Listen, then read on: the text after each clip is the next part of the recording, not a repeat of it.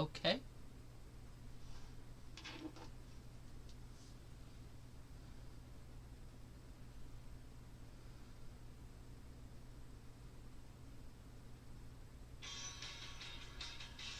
No, that's not what I want.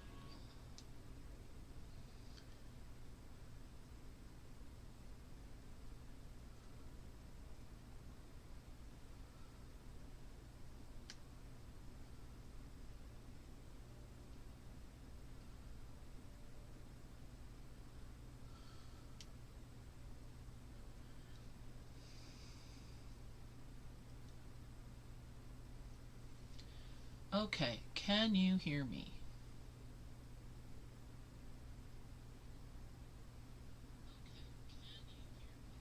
Alright, it's working. I'll see everybody at 7.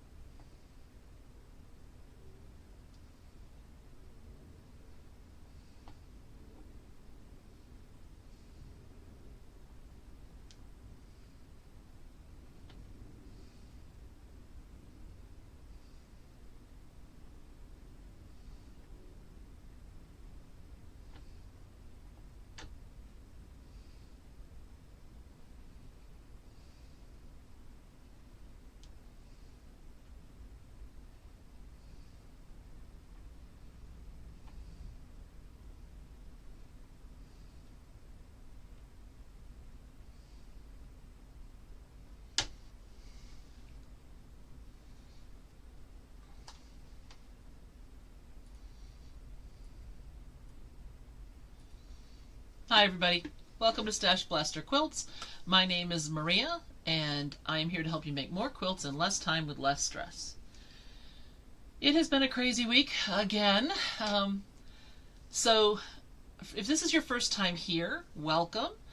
By the way, we just hit 60, which I know is not a big number for YouTube. It's not even a milestone for YouTube, but it is for us. We've never hit 60 before. So thank you all. We are going to be, oh, and I just lost my brain. It just flew out the window. Sorry about that. You probably heard the glass crash. If this is your first time here, sorry about this.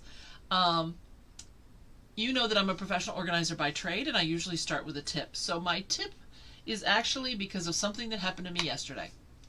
I was on a job site. I had taken about 200, 300 photos of my client's items so that he could take a look at them and decide what he wanted to keep and what could be sold or donated.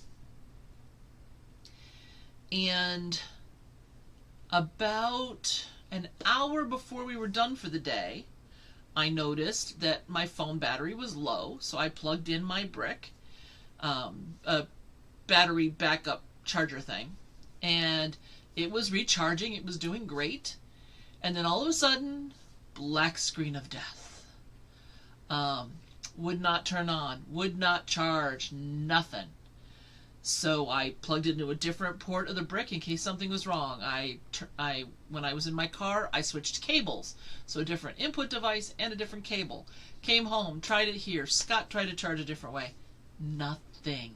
Absolutely nothing. So, that made for a very odd day. Trying to go and meet somebody that I had a meeting with, because I'm so used to GPS now that I had to pull it down on my computer and then write it out so I could follow it on the drive. Haven't had to do that for quite a while. So I did that. And then I took it to Verizon, who was where we bought it, and they couldn't help me. I did have my mom's cell phone from obviously prior to when she died, but we still had it. So I charged it up earlier and took it just in case we had to switch phones temporarily. We are in the market for a new carrier. So, and I just realized I'm sitting straight, but I'm slanted. I'm going to try to fix this while I'm talking to you. So that's going to be a little bit of a challenge. It's a little more upright. Anyway, so Scott's phone is broken. It works, but like the back cover isn't attached anymore. And so we've been looking into this, but I've got to have a phone that works. So I went to Verizon. They could not actually access my phone and get it to work. So they sent me across the hall at the mall to a fix-it shop, and he got into it. He said, well, it's one of three things, and until I can do, actually before he got into it, he said it's one of three things, so if I let him get into it, he would do the diagnostic part for free, and then when I came back in half an hour, he could tell me what's going on, which he did. Come to find out, it's the cabling that connects where you plug into the battery. That little junction piece, that was the problem. So he said, come back in an hour. I came back in an hour, and I have a working phone now. My biggest concern hadn't been having a phone, because I could have transferred to the other phone with no problem. It's that my photographs don't back up. My texts and emails do, but my photographs don't, and I could have lost 8 hours of photographing just for nothing. I didn't drop the phone. I didn't bang into anything. I didn't yank on the cable at all. It just black screen of death. So here's my tip, right? Set your phone up to automatically download and back up your stuff. Now, if you don't take very many photos or whatever, maybe you don't have to do that, Maybe you don't text very much, so you're not worried about backing up those. You can pick what you back up. But I recommend that you do whatever it is you use your phone for. But also, take digital copies of any plans that you're making for your quilts, any design work you're doing, anything along those lines, and have a backup photograph in case there's a fire, in case something else happens, somebody else tries to say that it was their idea, because your phone photograph will have a date and time stamp. There's lots of reasons to do a backup, and doing it with your phone, just taking photos, is a great way to do it. There are also apps that will track your progress along a quilt and that kind of thing, like My Quilt, but it means that you're putting all that information out there, and a lot of that is public. And if you're just in the middle of a design or you want to keep it quiet, maybe that's not how you go about it. So I just wanted to point that out. There's lots of different ways to do it. You can make photocopies and hand it, in a notebook form to a friend to store for you or something. Of course, they may kind of ruffle through it. You never know. But there's lots of ways to back this stuff up, so you have it when and if you need it and when you want it. Right? I'm going to try to tip this down a little bit further, since I seem to be more centered. Maybe you can see more of me. I'm not sure that's a good idea, but at least it's more than half the screen is me. There we go. Okay, so that's the tip today, is to go ahead and do all of those kinds of backups. I was planning on doing some sewing with you today on the wedding quilt, but when I sat down and I had just enough time, I found that I don't have a sewing machine here. It's still out in the hallway from when I taught a class 2 weekends ago, because last weekend I wasn't here. So I don't have that for you today. I'm sorry. It looks like today is going to be a much shorter day than usual, and I apologize for that. I usually try to make sure I have something that we can work on. But unless, well, if you guys are willing to indulge me, because it's just outside the door, I could go get the machine and set it up while we chat. But it's just been, I got home, had just enough time to eat a bowl of stew that Scott made, and here I am. Tomorrow I'm having oral surgery, this back tooth. I was eating ice cream of all things. It wasn't anything hard, it wasn't anything crunchy, it was just plain, simple ice cream. And half of the molar, which had tons of fillings and it had a crown and all that, it just broke completely off, and it's down below the gum line. So what they're going to do is remove that and then fill the cavity with a bone grafting powder. And then over the next couple of 3 months, that's going to get a chance to work its way into the bone, apparently, or the bone will grow through it. I'm not exactly sure how that's going to work. And then when that's done, they'll put in a pin, and then I can get my implant. So this is part of the implant process, but that oral surgery is tomorrow morning. So that's going to keep me pretty busy for a couple of days, as I try not to be mean to the people around me. I do not do well with dental pain, but I will do my best to be a good person.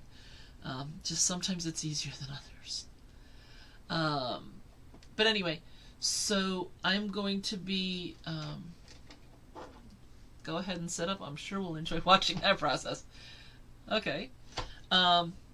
Unfortunately, when I taught the class, my plastic deck that smooths out the transition from my sewing machine to my table broke. I dropped it, and the worst part possible broke. So I won't be setting it up with the deck, but I can certainly set it up here. And you'll get to see some of my mess, because my computer is still under revision and repair with my son, and it's just been kind of crazy. But anyway, so I'm getting oral surgery, and I have a gem and jewelry buyer coming to my house, and she is going to be going through the jewelry we've collected from a couple of different clients that they want to sell. For one, I have one box that is this big by this big by this big, and that's not so bad. But the other one, this will be the second time that she has come out for this person. It is an entire carload of jewelry. Most of it's costume. There have been some good pieces in there. They got a $2,000 check after the last time, and then we took the costume jewelry and put it in the estate sale auction that they were running. So they got some money for that after we sold the precious metal parts. But she's gonna be here all day. So I'm gonna get my surgery at 8 a.m. ish, and then I'm gonna come home and I have to help her by. I don't have to help. She does not require me to help, but I usually do help so that she gets out at a reasonable time. She has spent 14-hour days here before. And so I like pre-open things, and I can pre-test some of the stuff for what it's made out of.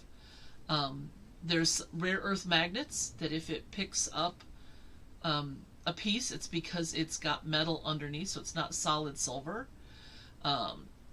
But I also look for some of the things like gold filled and that kind of stuff. So I will probably be doing that a good chunk of the day tomorrow whenever I can stand it. And then Friday, based on my history from when I had my jaw broken and reset, I had TMJ and it was structural. So they put me in braces that made it so I couldn't eat because my teeth didn't line up at that time. And then they went in and they broke the jaw back here on both sides and refocused it, shaved down the one side and set it back a little bit. And so I've got screws on both sides. But my face was triangular. It was literally out to here on both sides for, I think, 4 days. And my son was small at the time. He was like 3 or 4, so he wanted to like be on my lap and touching my face because my face was so weird. So that was kind of hard for him. So my anticipation is that tomorrow won't be so bad because I'm still going to have the Novocaine and all that kind of stuff in for quite a while. And I'm going to start pre-taking the medications. But I am anticipating that Friday I'm going to be a bear to be around. I've already put ice packs in the freezer. I've got gel packs. We've made extra ice. So Friday I'm going to be doing a lot of work from home. I'm going to be working on the presentation I'm giving later on this month. Because I can be in my office doing that, being all grumpy and miserable and Denise can be in the other room trying to ignore me. She's already planning on having a good time laughing at me at my expense later, but she knows better than to do that tomorrow. Do it on Friday. But I should be able to, do some work, just not around clients where I have to have patience and have a proper demeanor and have a sense of humor, all those kinds of things. So the next couple of days, I know I'm not going to be doing any sewing, because another pro tip is don't sew when you're in a mean, nasty mood, because your sewing will suffer, and that will just make you madder, meaner, and nastier. So I'm going to be seam ripping some stuff apart that I've just let accumulate. So like when I sew strip sets together for the StashBlaster quilts, I'll wind up with a couple pieces that might be this big with a little tiny piece over here. And so that goes into a basket, and then every once in a while I sit down and I just pick apart the pairs so I can subcut them into better sizes. So that's probably a lot of what I'm going to be doing on Friday. But I know that it's not going to be good to be around me on Friday. So I'm going to try to behave myself. Yes, Judy, it can be a lot of fun sorting other people's jewelry. It's very hard sometimes to not go, oh, what is this worth? Oh, it's costume, it's not worth anything? I'll give her $5 for it. Yeah. Because there's some really nice stuff out there, but I can't do that. That's part of my roles. So yeah, by the end of the day, my hands are going to be screaming because it's all little stuff like this as you're like sorting chains apart, and trying to, pull things out of little tiny places. But all in all, it can be fun. So that's what's going on with that. I am leaving again on another trip. I'm going to be in Atlanta. So let me just double check here. As I recall, I am not going to be in town on the 4th. I'm going to try again to do the live stream from Atlanta, but I will not have any of my sewing things. It'll be a short update type video of what we're doing, that kind of thing. Because I'll be at a convention, so I'll be hanging out with some convention buds. So I will try that, but if I'm not on, please understand, we'll just have to wait until the next one. But I will be speaking at the Co-Responders Conference.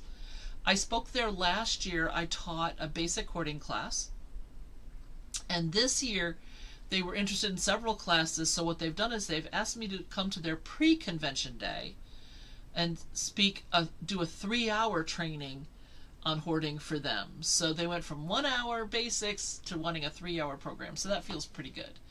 And because it's pre-conference, it's not broken out into separate workout sessions, workshop sections. So I'm going to have all of the attendees there at once. So as of right now, I have 270 students, and she said that she won't be surprised if we wind up with at least 300. So that feels pretty good. I'm going to be trying some fun new stuff with them, so I will tell you all about it when I get back. I did one of the things at the convention earlier this last week. That went over kind of okay. I had taught Hoarding 1. Hoarding 2, Hoarding 1 is the basics. Hoarding 2 is beyond the basics. And I was only scheduled to teach Hoarding 1. But one of the speakers who had 2 sessions had a family emergency, and so she had to cancel.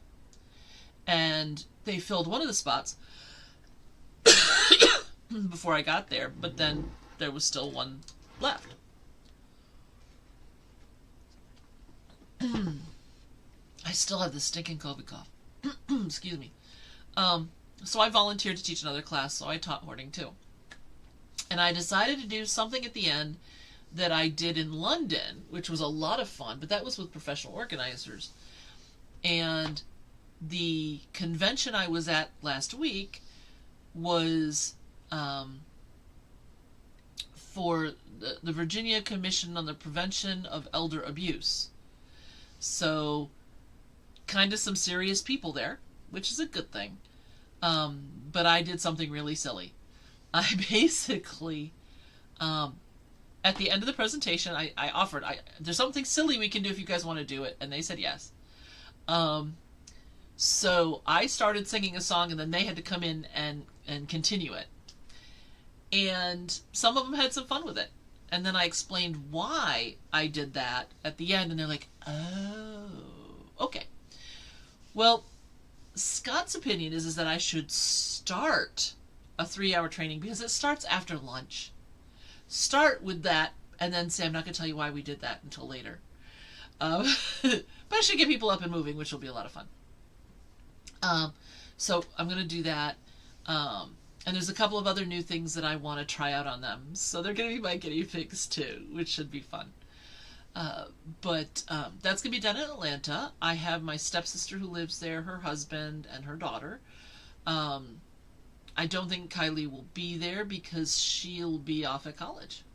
Because it's, no, she'll be there this time, but not next time, because I'm going back to Atlanta for a different conference in September.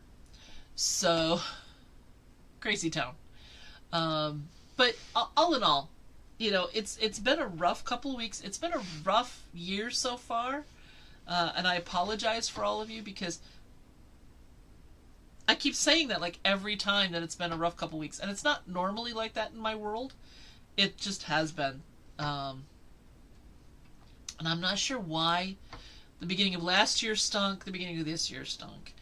On completely different reasons. So there's no good explanation. It's not like I have seasonal affective disorder and I hate Januaries or something. No, it's just problems.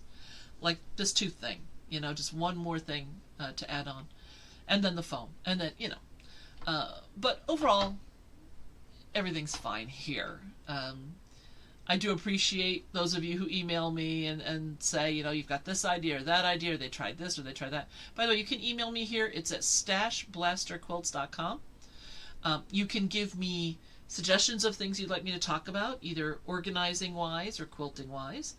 You can send me photos of what you're working on. I would love to see that.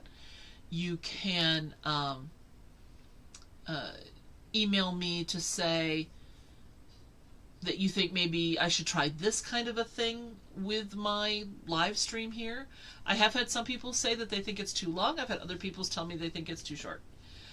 It is kind of a chatty site, and mostly one-sided. I know, you're listening to me ramble, but the whole edited content thing is just not something I've been able to do, and we have been working so many large jobs with my organizing company that I have just been coming home after 7 or 8 hours on my feet, lifting and carrying and hauling stuff, along with a team. You know, I've had 6, 7, 8, 9, 10 people in a house with me. Even with the team, I'm doing the job too. And I come home, I shower, I sit on my chair. Scott sometimes has to wake me for dinner. I eat, I lay on the chair, and I go to bed. It does not lead to very much advancement on any of the quilts, including the wedding quilt, which I am still working on. I am trying to do small amounts of hand sewing on the floral quilt, just to try to get those muscles moving gently so that they can get back into shape so I can go back to regular sewing. But my thumbs are still not back to normal. They are still sore. I spend all day grabbing and pulling things, and that's what really hurts in through here. That pinching movement. Now, I can do this much easier than I could do it a couple of months ago, but I'm still feeling it, and I'm barely touching. And then, you know, when I grab, it hurts more. So whenever I have a day in the field, my hands are pretty much dead the whole next day. So, sadly, that's kind of what I'm dealing with, and I have to do what pays the bills first, then I get to do things like sewing. So if at some point those two things flip, that would be great, but it's not happening yet. So that's kind of where we stand with that. Alright, so I am going to go ahead and get my sewing machine, and I'm going to try to get it back through this maze that I've set up for myself. I've been going through a bunch of stuff, and I was in the middle of doing a major sort, and then I had stuff up here on my front porch. People drop off bags of like scraps and things, but this was other stuff that all had to be gone through and sorted in the middle of what I was already doing. So I have some piles on my floor and a couple of little remote tables set up that I don't normally have. So it's going to take me a minute. It's only right over there behind the door, but it's going to take me a minute to get over there and then try to get back through. I can't just roll my machine back. But I will go ahead and do that. So,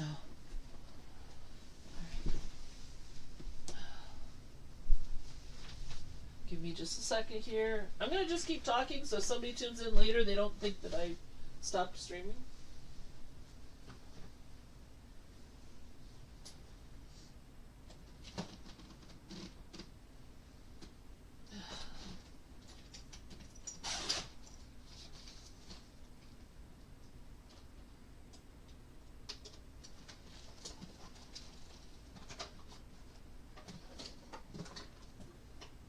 Okay, I'm still talking. I'm still here.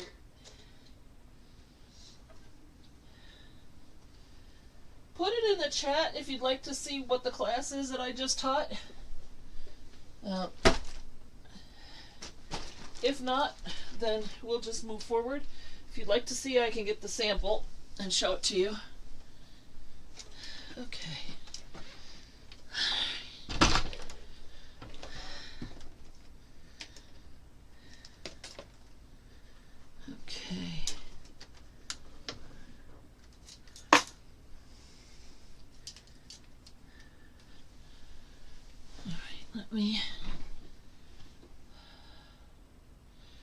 me try the studio mode thing here again and see if I can see what this looks like before I get anybody sick. Alright, let me move my cup. Alright. Now, there we go. It worked. Okay, so you should be looking at the sewing machine now. Let me open this up so I can see what you see. I may be behind. Yep. My feed here is a little behind. No, I don't know what's going on here. I'm not sure what I'm looking at. So, okay. Hopefully you're seeing the sewing machine. Alright. It's sometimes hard for me to tell what you're seeing and what I'm seeing because you're also on a delay. So setting up the sewing machine, so obviously up here, I need to raise my little arm. I have back here, this is, I have here just a bobbin. I don't know if you can see that, with thread. I wanted to go ahead and use up some of my old bobbins because, hold on, let's switch back. I have a bunch of old metal bobbins from an older sewing machine, and so I'm trying to use them up, but I'm using them in my top of this machine because they don't fit in the bobbin case. So by doing it in the top, no harm, no foul. When it runs out, then I will put it with my empty bobbins, and if I wind up going back to that machine, I'll just spin up whichever ones I need, rather than having them just lying around. So that's what that is. So after I put the bobbin on, let me switch this back. I do put the cap, let me bring this closer to this camera. Okay, they make them like this. There's all different styles. I have a larger one as well, but this is the small one. It doesn't really matter because both will hold equally well. I don't put it all the way down tight to the bobbin because you want the bobbin to, you know, to be comfortable. This is the way I think about it. So that's down in there. So up here you can actually see, here's the program that shows me that the sound's going and which camera I'm on and all that. And then on the back side here, behind it, is the YouTube, and so here's the chat. So this is where I saw Judy's notes. But they have to be overlaid or I can't see the chat. So it's kind of weird. Okay, so I did bring this home pre-threaded. I have a two-toe bag, I think that's called. And my machine just fits in there really nicely. And then there's a zippered outside pocket and then some other sections inside. So it's really nice for retreat work because I can put my rulers, not the big ones obviously, but the smaller rulers or my patterns or whatever I want to do in with the machine. And then I put the pedal and the power cord under the throat of the machine, usually wrapped in some of the fabric I'm going to be working with. You know, because that's fine, and then that pads it out a little bit. But overall, it's a nice bag to have, and it runs on all four wheels. So I often will use it as well when I travel.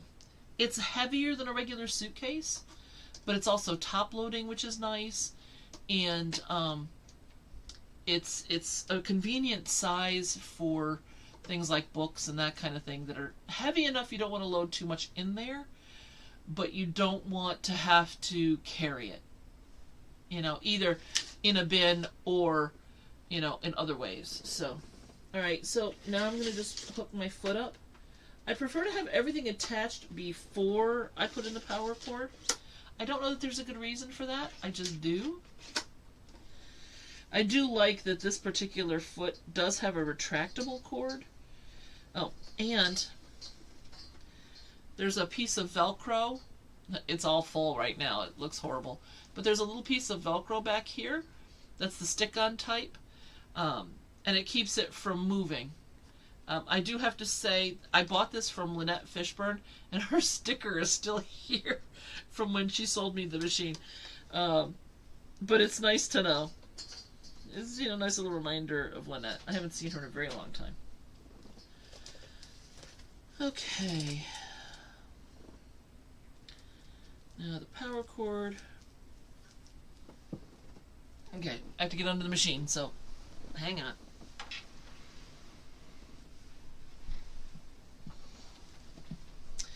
This is one of the least graceful things I do.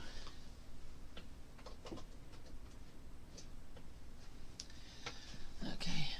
And one of the other least graceful things I do is stand up again. There we go. Alright. Power cord. And what I'm going to do is, let me transition back. Okay, so I have this lowered section. This is designed as a keyboard tray, but I use it for my sewing machine. And so there's a gap on that far side, and I'm going to take the power cord, and instead of just plugging it in on the front side, I'm going to take it around the back and bring it in up this way. Okay? So that when I plug it in, it stays to the right, but it also goes to the back and then down. And then I'm going to take the excess cord, and I'm going to give it a little bit of a flip, which is going to move it closer to the other side of the desk, and it will give me less of a chance to snag on it when I'm going for the foot pedal or anything else. So, right. Normally at this point I would put the deck on, but like I said, the deck is dead, and they are not cheap. So I'm going to have to see if I can put something out maybe on our, oh, I forget what it's called. The QU guild. There's a lady who has kind of like a it's not a newsletter. She has kind of like a, I don't even know what you'd call it, a guide. But she will, if you have something you're doing or you're looking for something or something to sell, you can send it to her and she'll put it up on the listing, and then everybody who has subscribed to it can go and see it. And so I'm going to put on there what it is I'm looking for. Maybe somebody has, because this is not a new machine.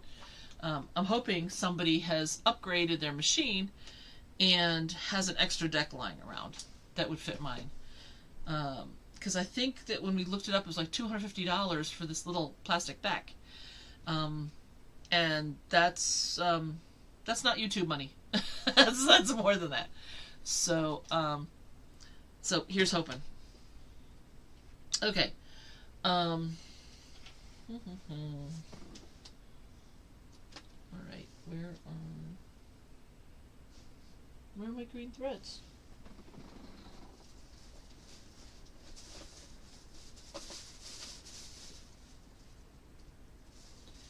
Hold on.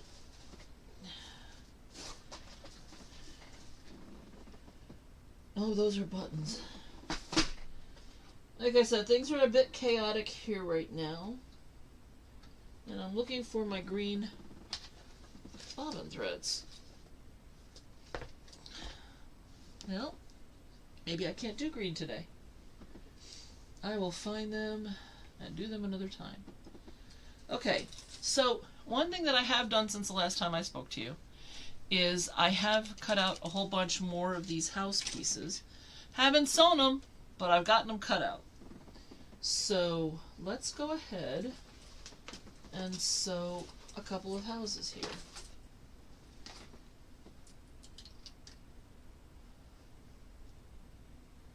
Alright, I'm not sure why I have those. Okay. Oh, excuse me, Matt, Alright. So if you recall, this is what the houses look like. There's two there. It's a little off center here. Here we go. Pretty simple. A little piece of grass on both sides, including around the roof. And then it's got a house number right there. That's the date. So this is 2/19. So this is February 19th. And then it has a little door. And I have sewn several roofs separately. And so I have my chart. The house color is based on the temperature, the high temperature for the day. And then the roof is the low temperature of the day.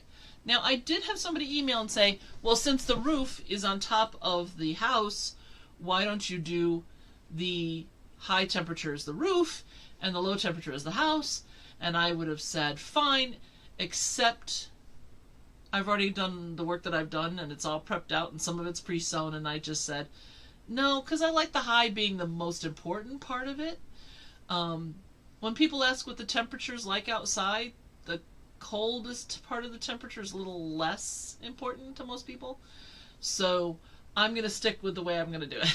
So there you go. But that's what I'm working on. So I have my little doors that I've done.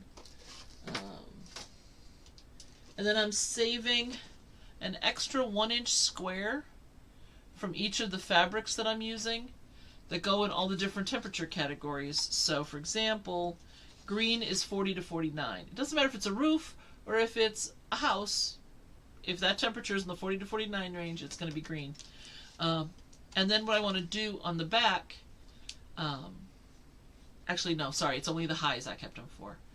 I'm going to have strips going across with the different fabrics of that color grouping. And so we'll know, that there were this many days that had highs below 30 degrees, and this many that had, 40 to 49, and then da-da-da-da-da. And so we'll be able to see the differences in the temperatures overall in the course of the year. So this is just a little extra for the back. My son's a math guy, so I thought it might be a fun thing to do. So I have those.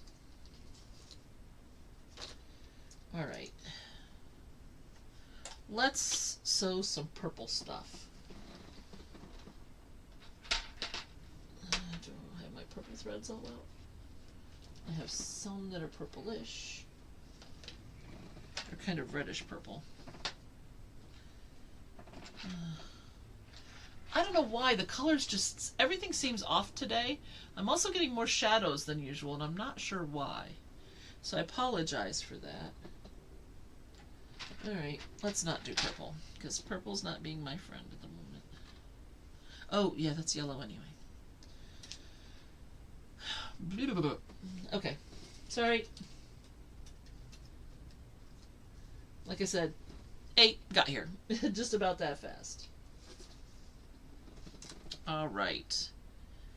Let's look at these. Green. It's really a tan. Okay. Let's work on that. I know I have lots of blue thread. Okay, now I am attempting to use up my bobbins that I already have, my small spools of thread, etc. So I am doing a lot of color matching on this quilt. Now, do I need to? No, not really. I could pick a medium gray and call it good, because whenever you put two pieces of fabric together, there's a shadow there. So if you sewed it with a light, even on a light color, if you sew it with a light gray or medium gray, it just looks like the shadow. It doesn't look like stitches. But I am going ahead and changing out my threads. Yes, there's a little bit of crazy there. I freely admit that. But that's fine. Okay, I'm just winding my white thread back up. I know technically you're not supposed to rewind your bobbins because they're spun under tension. You're supposed to take it and cut it and use it from there, but I wind mine back on. I just don't pull it tight, okay? Alright, so some of my threads are getting a little low, and that's a good thing.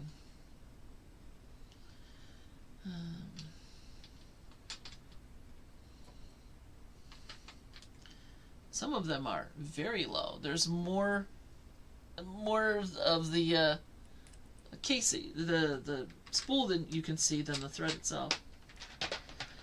Alright, so I'm going to take a couple of blues. And whenever I change threads and I'm home, I have a small paintbrush here. I run it, oh, here, let me switch views.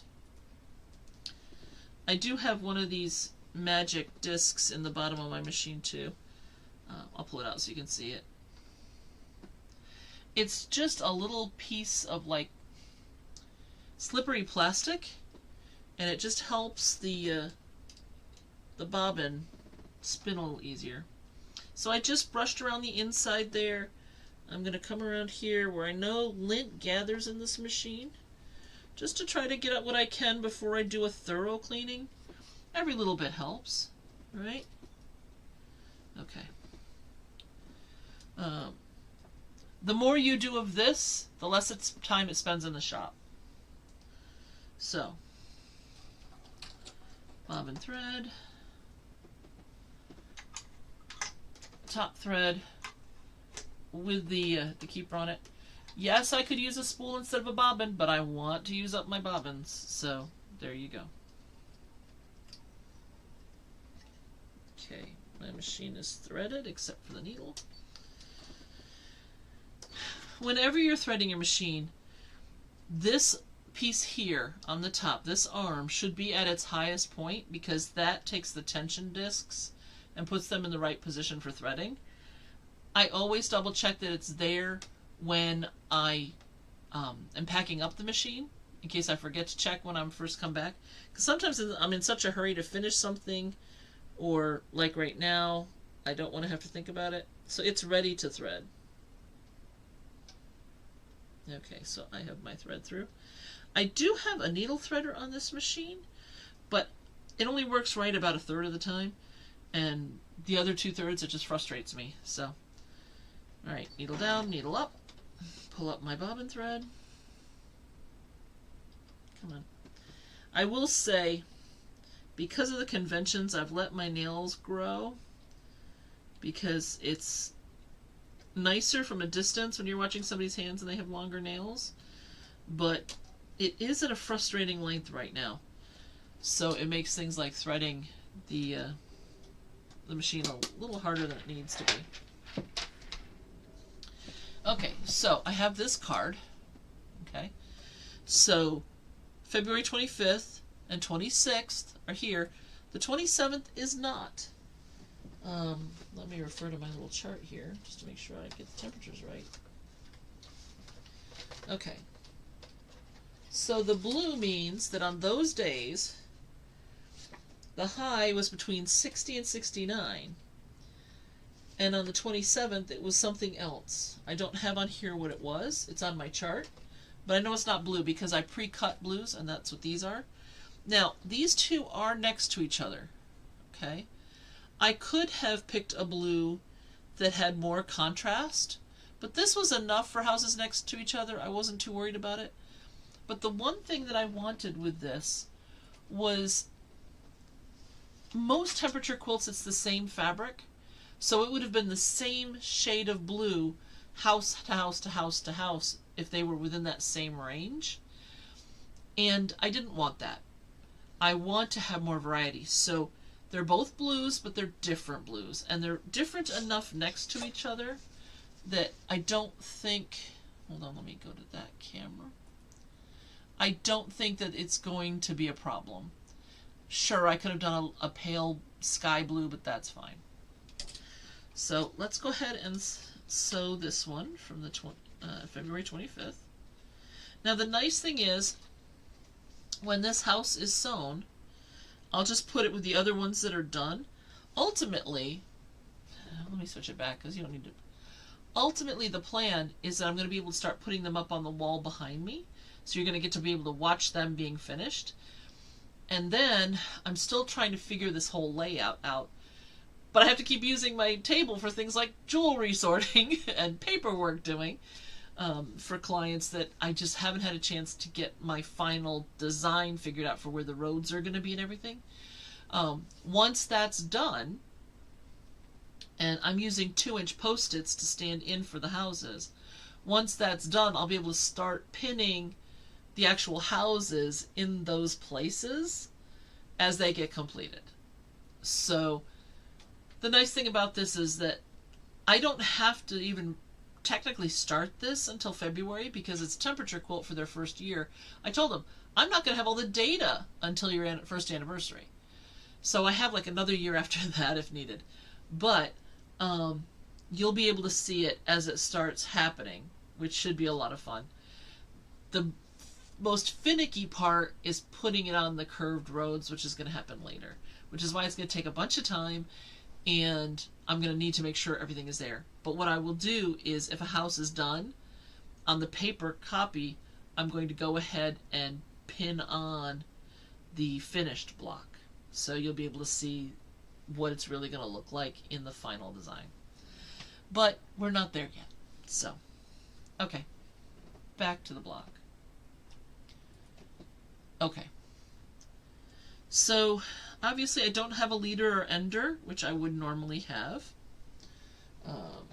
But that's just because it has not been an option at this point.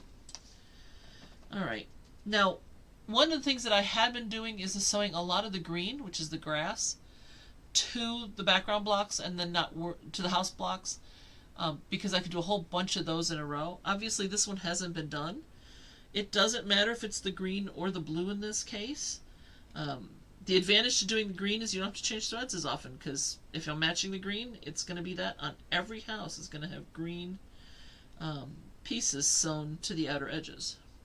That being this piece here on each side and this piece here on each side. So I can sew a whole bunch of roofs. I can sew this to the one side of every house, even if I don't have the house number in there yet or know what it's going to be, and get a little bit of pre-sewing done, which is a nice little feature. Okay, so I'm going to go ahead and start with this. Now, I was never taught the leader and ender method, and I was also never taught to start with fabric under my foot. So it's something I learned as I became a quilter. But I'm going to needle down now. My threads are over here. I'm going to line up my piece, and then I'm going to hold the threads down back here behind the needle as I start. That's going to keep them from getting sucked into the machine and creating bird's nests.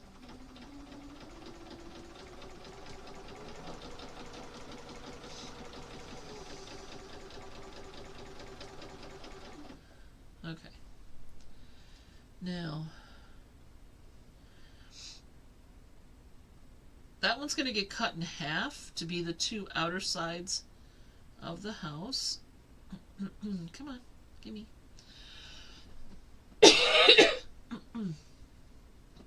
So I know from my house here, excuse me, I just sewed both of these outer ones, the gray to green, except it's blue to green in this case. So now I'm going to sew this piece to the top of the door.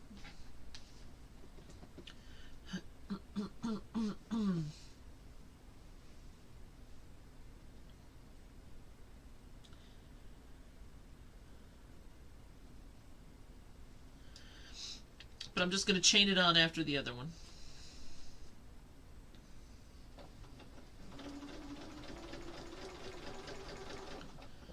Okay, then the next thing I need to do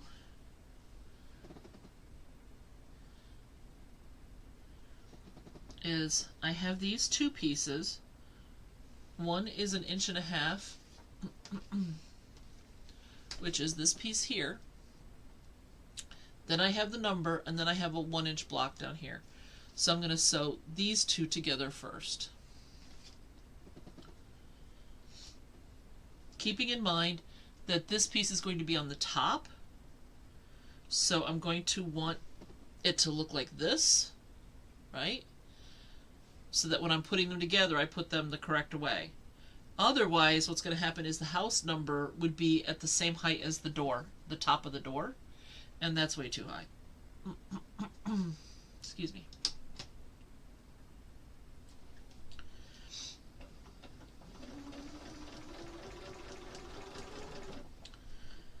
Okay. Now,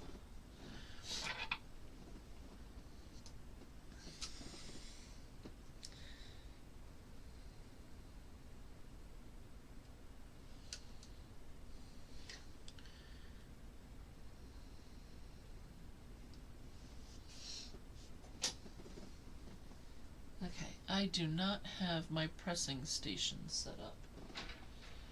Again, because I wasn't ready. So give me just a minute here. I need to get my iron set up and going. This is the problem with doing things last minute. I do apologize. This is not how I prefer to work. This is just how life has been lately.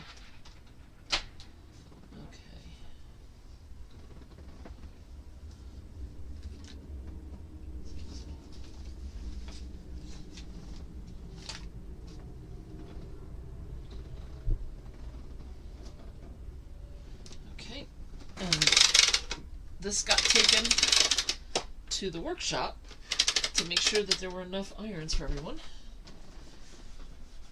because it was an iron heavy class. So now I need to get back under the table and plug this in.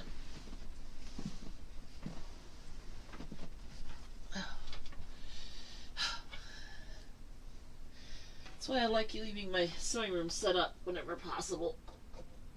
Even if I have to switch out the sewing machine with like my keyboard, it's the one piece. The iron stays place, all the cables stay in place. But that's not our situation today. So that's the pressing mat from the class. A lot of the class stuff just got dumped because that's what I had time to do. Okay.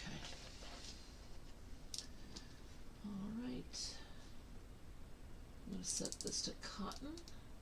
We were using a fusible interfacing, so it was a little bit lower for the class than it is for cotton. Alright, I'm going to just cut these two pieces done that we're done with. Now this is actually cut double length, so I can just fold it in half like so, and then put my scissors in here. It's double plus a smidge, so we're good with that. Alright, I'm going to go ahead. Right, I'm just going to spin it just to make life a little bit easier. There it is. Okay. Now if I was doing a whole string of things, and I had had a chance to lay them all out, then I would just do them all chain piecing and then press a whole bunch of things at once. But I'm going to press these three, even though they're all just from the same house. Yep, nice and warm. Okay, and I'm going to fold this back, give a little bit of a finger press, or in this case a fingernail press.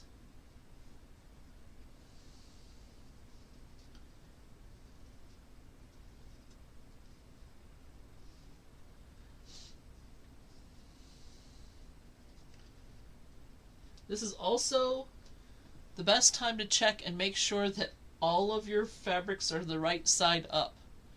I have done things like this before where I wasn't paying attention and you assemble the whole block and nope, it's time to tear something out of the middle. So I like to pre-do this and double check everything at least once or twice. Okay. So in this case we're going to have grass on one side like this and one on that side, and then this is the door. So, and then this is where the number goes, so I know that these two can go together. So I will sew these two together, coming back around. we go.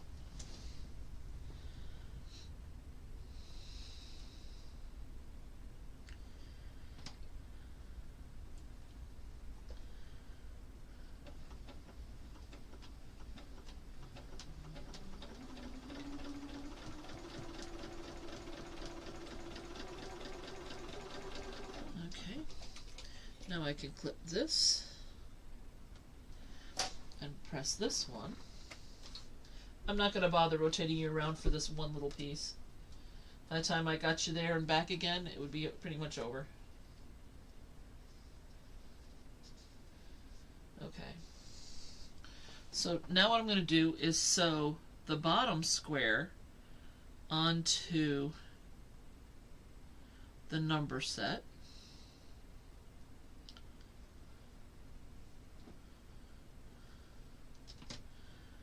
Lining it up.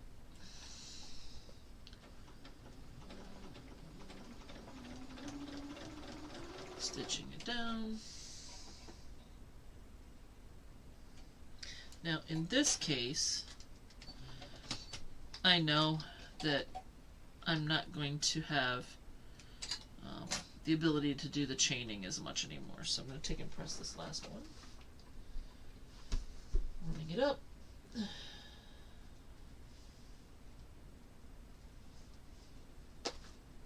Pressing it back. And so this is going to get paired to this one.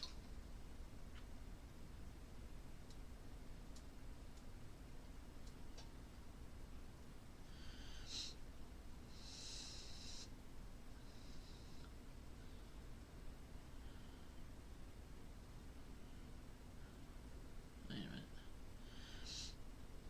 Yep, that's right.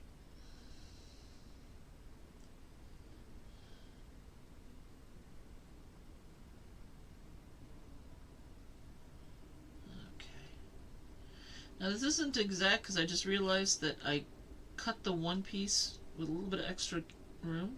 Oops. Sorry, hold it down, needle down. But that's okay, because the nice thing is once this is all assembled, I'll square it up and it'll be exactly 2 inches. Okay. I'm going to press the first 2 and I'm going to press away from the door towards the side of the house because the door is a lighter color, and so we're not going to have shadowing coming through.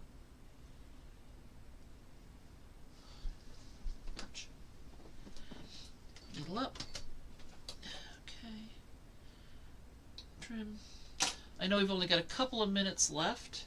I'm trying to see if I can get this one house done before we're done. May not be able to because I do try to make sure that I end on time. If you like this kind of craziness that happens here, please like and subscribe. And if you do so, it does boost things in the algorithm, which will help us get some more people here too, which will be nice, so they can have commenting. Okay, so I'm down to the last minute. I don't think I'm going to get this done, but this is how these are going to line up. Hold on, let me hold it like this. Okay, so, oops, down. So this is going to be the main house. We're going to lose a little bit of space here in the middle, but that's going to be our main house color. And then we'll be able to, at that point, plop on whichever roof is appropriate for the temperature. So I'm one seam short, I apologize, and then of course there will be the squaring up, but that'll happen. I'm sure you'll see that many more times as well while we're working. I hope you had a good time. Like I said, in the first Wednesday of the month in June, we may or may not meet just because I may or may not be able to get on. But assuming that I can, then it'll be a short visit just about what's going on, and then in the third Wednesday of the month will be a regular one of these. So I hope you had a great time, and I will see you in somewhere between 2 and 4 weeks. Okay? Take care.